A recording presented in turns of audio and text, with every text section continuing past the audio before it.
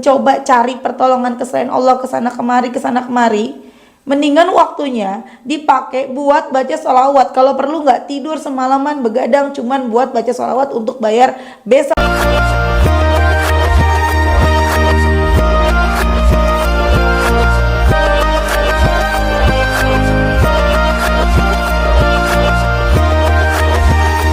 Bismillahirrahmanirrahim. Alhamdulillahirrabbilalamin. Allahumma sholli ala Sayyidina Muhammad wa ala ali Sayyidina Muhammad. Assalamualaikum warahmatullahi wabarakatuh. Halo teman-teman, apa kabar? Mudah-mudahan teman-teman selalu dalam lindungan Allah Subhanahu wa taala. Amin ya rabbal alamin. Alhamdulillah, kali ini aku akan sharing lagi pengalaman sholawat dari teman-teman kita. Tapi sebelumnya, buat teman-teman yang belum punya buku ini, jangan pernah lelah ada nikmat di setiap sholawat. Ini buku pertama aku, harganya 55.000. Kalau teman-teman mau beli, teman-teman bisa ke Gramedia, ada di Gramedia seluruh Indonesia. Atau teman-teman bisa beli ke admin via WhatsApp maupun via Shopee. Langsung aja klik linknya ada di deskripsi box. Nah, buat teman-teman yang punya testimoni sholawat, silahkan kirimkan testimoni teman-teman ke WhatsApp admin, nomornya 0813 1543 0565. Nah, langsung aja aku akan bacain testimoninya ya. Ini dari Mbak Mida nih teman-teman. Assalamualaikum. Waalaikumsalam. Mbak Mel, saya benar-benar mengikuti dan memulai dawam sholawat, walau belum tentu hitungannya. Dulu pernah punya tasbih digital tapi belum lagi karena baterainya habis. Nah, saya cerita aja sih, dari mulai sholawat dan meyakini dengan hati, kadang dapat 100 kali munjiat sehari, kadang bisa lebih tapi bisa kurang juga karena hitungannya masih pakai jari gitu. Sudah mulai ada aja keajaiban sedikit-sedikit, tapi itu buat saya bener-bener pertolongan Allah. Dari mulai tiba-tiba saya WA temen nawarin produk, orangnya langsung deal. Terus satu momen saya diajak jalan sama kepala sekolah saya, gratis plus uang jajan, saya tinggal bawa badan. Terus saat ini dikasih tenang aja gitu, walau uang tinggal 2.000 atau 1.000. Saya tadinya guru TK, pas punya anak kedua resign ngajar jadi ibu rumah tangga, ikutan dawis, gaji 500.000, sampingan dagang atau bikin kue. Suami kerja alhamdulillah, sampingan bordir dan permak. Tapi kami masih ngontrak Mbak, sebetulnya karena pengeluaran lebih banyak, jadi pemasukan yang kita dapat kadang masih kurang. Doakan kami Mbak, semoga bisa meningkatkan sholawatnya dan bisa istiqomah minimal 500 kali per hari munjiat. Karena saya pengen sekali bahagiakan orang tua, sampai saat ini saya belum bisa bantu apa-apa, hanya doa. Masya Allah ya teman-teman, itu tadi testimoni dari Mbak Mida, The Power of Sholawat. Mbak Mida ini tadinya guru TK ya, dan sekarang lebih fokus untuk mengurus anak di rumah. Masya Allah, nggak apa-apa Mbak, itu juga pekerjaan yang mulia. Walaupun kita mungkin tidak bekerja lagi, hanya di rumah. Aku juga sama, aku juga dulunya guru SD, dan kemudian aku punya anak dan nggak boleh ngajar lagi, di rumah aja ngurus anak.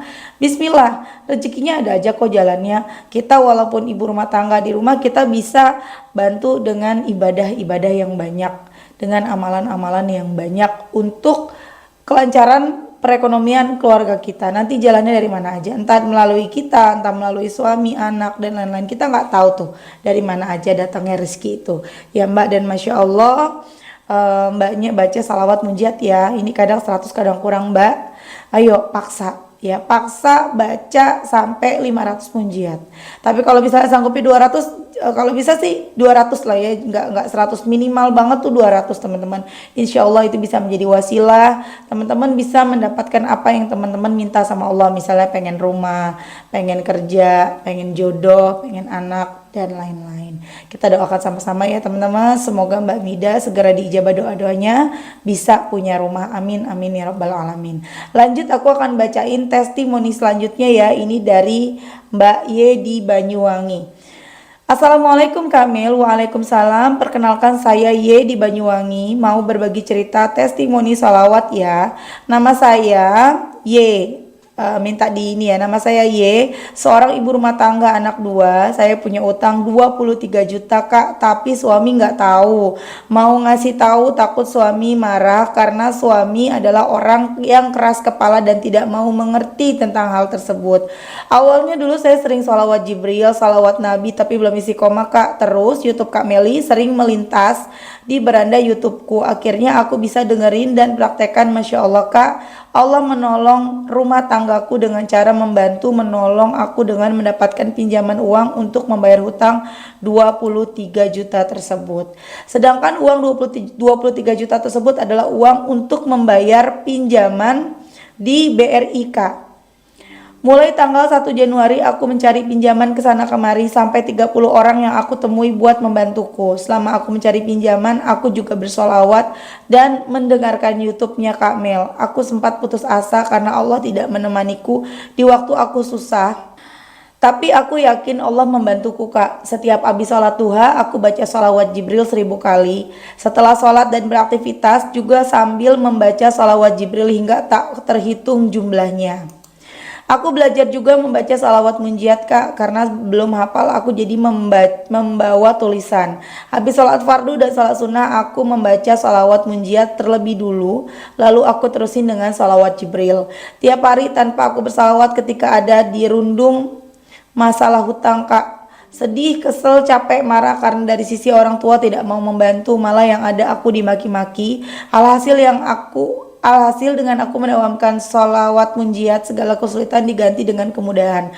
Aku mendapatkan pinjaman uang dengan mudah Kak Mel. Hingga aku bisa menutup tanggungan di BRI sebanyak itu. Walaupun sekarang aku juga masih ngutang. Minta doanya ya Kak Mel, semoga aku makin amanah ngamalin sholawatnya dan Allah memberikan segala kemudahan. Maaf ya Kak Mel, testimoniku ceritanya kepanjangan dan sulit dipahami. Semoga Kak Mel sekeluarga selalu sehat, bahagia, murah rezeki, amin. Aku juga adalah subscribe Kak Mel karena aku selalu ingin tahu testimoni dari teman-teman yang baru. Terima kasih Kak Mel, semoga testimoniku bisa segera dibacakan. Salam buat teman-teman semua. Jangan pernah lelah, ada nikmat di setiap sholat. Jangan pernah Anda lelah untuk bersolawat. Masya Allah ya teman-teman. Itu tadi testimoni dari Mbak Ye di Banyuwangi. Mbak Ye punya utang 23 juta di Bank BRI dan itu suaminya nggak tahu. Mbak Ye takut kalau bilang ke suami nanti suaminya marah. Karena suaminya ini tipenya keras kepala dan nggak mau tahu. Pokoknya nggak mau tahu. Kamu punya utang 23 juta sampai sebanyak itu ya selesai, karena aku nggak mau tahu gitu ya. Kadang seperti itu ya, suami taunya udah cukup aja, udah ngasih uang ke istri, padahal itu masih kurang. Nah, kesalahan kita nih, karena kitanya juga nggak mau terbuka gitu. Kalau memang kurang ya ngomong. Kalau memang nggak ada lagi yang bisa untuk dimakan karena uangnya habis, ya udah, kalau perlu teman-teman bikin catatan, bikin rincian pengeluaran supaya suami tahu, atau sekalian aja uangnya suami yang pegang. Daripada kita megang uang terus kurang dan kita pusing dia nggak mau tahu, langsung aja kamu yang pegang. Nanti kalau mau belanja minta uang sama suami, udah gitu aja. Pikiran malah enteng loh teman-teman ya, malah nggak jadi beban. Kita harus mengatur uang itu sendiri gitu ya. Dan Masya Allah banget, akhirnya Mbak Ye membaca sholawat, alhamdulillah. Akhirnya pinjam ke sana kemari, pinjam ke saudara, pinjam ke teman, kemana-mana ya. Dapat totalnya 23 juta untuk nutup hutang Bank BRI. Jadi hutang ribanya lunas. Tadi aku udah lihat juga mbaknya udah minjemnya nggak riba teman-teman ya. Jadi sempet nanya juga, jadi pinjamannya nggak riba? Iya nggak riba, alhamdulillah nggak riba. Jadi pinjamannya nggak riba. Jadi tinggal Mbak Ye untuk bisa bayar ke semua yang Mbak Ye hutangi. Mbak Ye alhamdulillah ada pertolongan, tapi tetap jangan sampai lepas salawatnya supaya bisa cepat ganti uang mereka ya, karena mereka juga mungkin saat minjemin Mbak Ye bukan lagi dalam keadaan lapang. Bisa jadi mereka minjemin juga karena mereka tahu gimana susahnya jadi Mbak Ye, karena mereka juga susah gitu loh ya. Karena aku sendiri ngalamin, aku ketika menolong orang, membantu orang yang minjem duit sama aku ya, entah saudara entah waktu itu teman minjem, bukan berarti aku lagi banyak duit, enggak. Pada saat itu juga aku lagi kepepet, aku lagi pas-pasan duitnya, tapi aku coba untuk bisa bantu, biar bagaimanapun coba kita usahain bantu. Tapi sayangnya mereka semuanya lupa. Tapi sudahlah ya, sampai kita capek naginya gitu. Aku sempat dengar kemarin ada ceramah gitu ya, yang ya aku lupa ustadznya siapa, cuman beliau bilang gini, Ketika kamu berhutang sama seseorang dan seseorang itu berhenti untuk menagih, hati-hati karena itu yang lebih membahayakan dari sekedar kamu ditagih. Kalau ditagih dia masih nunggu, kamu harus bayar. Tapi kalau dia udah berhenti nagih, dia udah capek teman-teman. Hati-hati, nanti ditagih di akhirat. Kita punya utang itu tetap ditagihnya di akhirat teman-teman. Ya, kita nggak bisa bayar di dunia, kita ditagihnya di akhirat. Nauzubillah min zalik. Jadi nanti pahala-pahala kita, amalan-amalan kita hilang, kehapus untuk bayar utang-utang kita itu. Nanti ada perhitungannya teman-teman. Makanya ketika teman-teman punya utang belum bisa bayar, jangan menang-menang baik. Itu artinya apa sih? Diem-diem aja kan ya. Jangan menang-menang baik, jangan diem-diem aja. Ngomong, catat utang kalian. Apalagi buat kalian yang utangnya banyak ke beberapa orang, catat.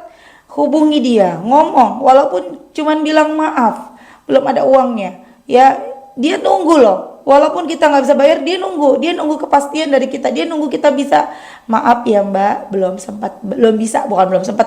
bisa bayar, uangnya nggak ada, uangnya nggak cukup, doain ya mbak, aku bisa bayar. Kemudian kencengin sholawat, kencengin, nggak mungkin nggak kebayar. Ya teman-teman, kalau udah pakai sholawat, kalau kita udah bawa Rasulullah, itu pasti beres urusan kita. Kalau kita udah pasrahin semuanya sama Allah, udah pasti beres. Masalahnya bakalan diberesin sama Allah. Cobain. Kalau nggak nyoba nggak akan bisa. Ya, tapi sebenarnya kalau aku lihat dari Mbak Ye ini ya, menurut aku ada kesalahan juga ya. Karena Mbak Ye mencari pertolongan selain Allah. Karena Mbak Ye juga tadi bilang, aku sempat kesel karena saat aku susah Allah nggak ada. Kata siapa? Allah tuh ada. Hati-hati Mbak Ye ya. Allah tuh ada. Cuma karena kamunya mencoba mencari pertolongan selain Allah, maka Allahnya oh ya udah, nanti dulu aku nolongin kamu, kan kamu nyari yang lain. Tapi mbak, namanya juga aku udah kepepet, bingung, iya aku tahu. Tapi daripada teman-teman mencoba cari pertolongan ke selain Allah kesana kemari, mendingan waktunya dipakai buat baca sholawat. Kalau perlu nggak tidur semalaman begadang cuman buat baca sholawat untuk bayar besok yang udah jatuh tempo. Insya Allah dapat pertolongan. Ya, kalau misalnya udah genting banget, itu 1000 sholawat munjat itu dibaca benar-benar sekali duduk.